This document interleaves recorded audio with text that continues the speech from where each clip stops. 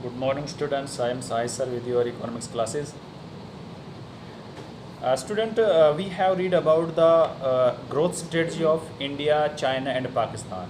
And in this chapter, in our first period, we can read the growth story of China. And today we have discussed on the growth story of India and Pakistan. So that first of all, we can take the growth story of India. You know that before 1991, India's economy have a lag behind rest of the world. That have a lot of reasons. You know the exploitation of British government. So, but after that, after 1951, we have adopted a new policies. So, we have achieved a tremendous growth rate in GDP. So today we have discussed on that topic. So please listen carefully.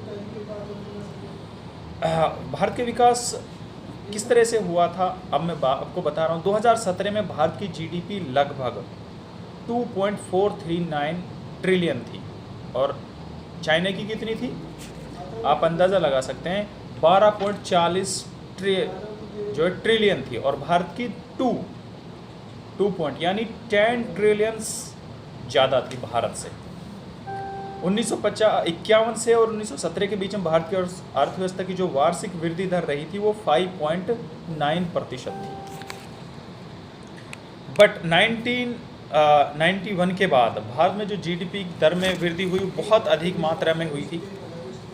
काफ़ी अब उसके बहुत सारे reason थे जो हम पहले पढ़ चुके हैं एक लेसन के अंदर, जो हमारी एनपी पढ़ी थी हमने, न्यू इकोनॉमिक रिफॉर्म में पढ़ा था।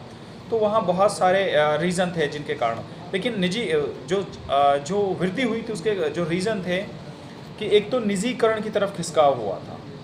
कि जो पब्लिक सेक्टर था वो सही से वर्क नहीं कर रहा था, तो सार्वजनिक उद्यमों के शेयरों को निजी उद्यमों को बेच दिया था।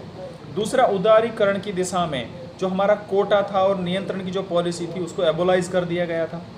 आयात प्रतिस्थापन की तुलना में एक्सपोर्ट को प्रमोट किया गया था। बट बिफोर 1991 हम क्या कर रहे थे, जो हमारी डोमेस्टिक इंडस्ट्री थी उनको प्रोटेक्ट कर रहे थे।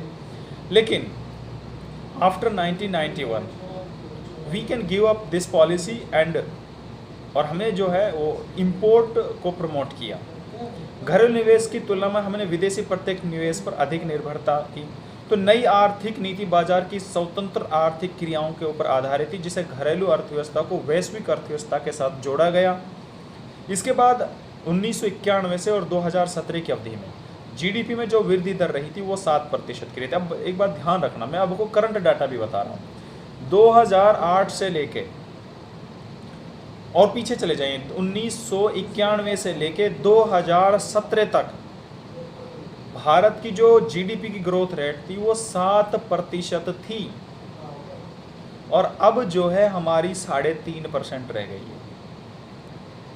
तो कितनी जीडीपी गिर गई है हमारी और किसके कारण गिरी है?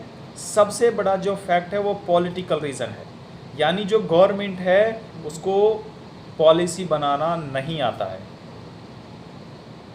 इकोनॉमिक्स पॉलिसी कैसे बनाई जाएंगी उसको नहीं पता। सबसे बड़ा रीज़न इंडियन इकोनॉमी में सबसे बड़ा जो बैकवर्ड रीज़न है वो इंडियन पॉलिटिक्स है, करप्शन, भ्रष्टाचार। बुक कह रही है, मैं अपने पास से नहीं कह रहा हूँ। आप न्यूज़पेपर देखते हैं ना तो उसको छोड़ दीजिए, आप मीडिया टीवी पे देखते हैं उसको छोड़ दीजिए, आपको जो बुक बता रही हैं आप वो देखिए। 3.5% से भी कम, और अब तो नेगेटिव फॉर दैट टाइम। अब तो चलो कोरोना डिसीज चल रहा है, क्राइसिस चल रहा है, अब हमारी जो जीडीपी है वो नेगेटिव चल रही। लेकिन इससे पहले 2017 के बाद जो हमारी जीडीपी ग्रोथ रेट है वो 3.5% रह गई और इसके अनुसार जीडीपी ग्रोथ कम होने के साथ साथ बेरोजगारी की दर में वृद्धि हुई है। तो यहाँ पर डबल मार झेलनी पड़ रही है इकोनॉमी। तो जीडीपी कम हो रही है और एम्प्लॉयमेंट की दर बढ़ रही है, यानी लोग बेरोजगार हो रहे हैं, कंपनियां बंद हो रही है। तो उसका जो सर्कल है वो चल चुका है। इसका मतलब उसको कंट्रोल करने वाले जो भी हैं वो ठीक से मैनेजमेंट नहीं कर पा रहे हैं। इसका रीज़न क्या है? जो बहुत अधिक जो मंदी आ रही है, मुद्रास्फीति की उच्च दर, जिस कारण से ब्याज दर बढ़ गई है। तो जब ब्याज दर बढ़ जाएगी तो निवेश कम करेंगे लोग। राजनीतिक अस्थिरता के कारण सरकार की नीतिगत पक्षघात, पॉलिसी पैरालाइसिस, वो कह रही है, आप बुक में देखिए। लगातार हो रहे घोटाले, सरकार की छवि का धूमिल होना और निवेशकों को निराशवाद कर देना, भारतीय अर्थव्यवस्था की खराब क्रेडिट रेटिंग का ढांचागत सुविधाओं की कमी के कारण विदेशी प्रत्यक्ष निवेश का अंतर्प्रवाह रुक गया है।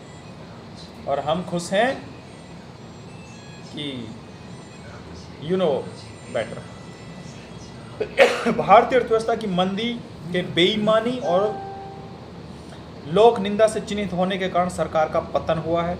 केंद्र स्तर पर, जो मैं आपको बोल रहा था, केंद्र स्तर पर सरकार के परिवर्तन की आशा की जाती है, लेकिन संवर्धन की प्रक्रिया को एक नई दिशा की ओर मोड़ा जाए, परंतु ऐसा नहीं हुआ। फिर भी वैश्विक मंदी और कृषि के क्षेत्र में बराबर सूखे की स्थिति में आर्थिक पुनर्जीवन की प्रक्रिया का गंभीर खतरा बना हुआ। ये तो थी इंडिया की इकोनॉमी की कहानी। आपने चाइना के इकोनॉमी के बारे में पढ़ा and compared in India, and now today we have this time we can discuss on the growth story of Pakistan. तो Pakistan is the lag behind both of the countries. तो इन 2017 पाकिस्तान की जो घरेलू उत्पाद की दर थी वो 271.1 बिलियन थी, जबकि इंडिया और चाइना की ट्रिलियन में है।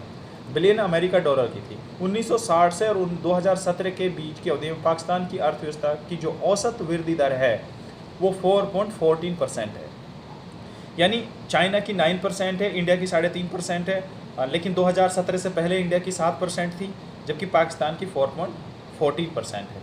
1980 के दशक में पाकिस्तान ने बहुत तेज़ी के साथ वृद्धि की थी। जीडीपी जो उनकी बहुत तेज़ी से बढ़नी शुरू हुई थी और बड़ी भी थी, क्योंकि उन्होंने एफडीआई को ज़्यादा प्रमोट किया था। बट 2008 के बाद पाकिस्तान की इकोनॉमी में बहुत अधिक तेज़ी से गिरावट आई। उसका रीज़न ये था कि पाकिस्तान को आतंकवाद ने जकड़ लिया था, कुछ करप्टेड पॉलिटिशियंस बन गए थे, जैसे इंडिया में बन गए, तो वही रीज़न था। Both country have a same problem. तो भ्रष्टाचार और राजनीतिक अस्थिरता के अन्य कारण हैं, जिनकी वजह से पाकिस्तान की अर्थव्यवस्था एक गतिहीन अर्थव्यवस्था हो गई। तो 2008 से लेके 2017 के बीच में जो पाकिस्तान की जीडीपी दर है वो 3.75% है। अब तो इंडिया की इससे भी कम हो गई है। और 2017 में पाकिस्तान की अर्थव्यवस्था में थोड़ा फिर बूम आया है, यानी 2017 के बाद पाकिस्तान की अर्थव्यवस्था में फिर वृद्धि हुई है और अब 5.3% की दर से बढ़ रही है। तो जीडीपी की धीमी विकास और आय निम्न स्तर के कारण पाकिस्तान की अर्थव्यवस्था लगभग निम्न समृद्धि के जाल में फंस गई है।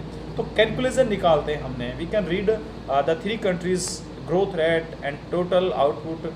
तो उसमें क्या था, जीडीपी की अगर बात करते हैं तो चीन जो है भारत और पाकिस्तान से दोनों से बहुत अधिक आगे है।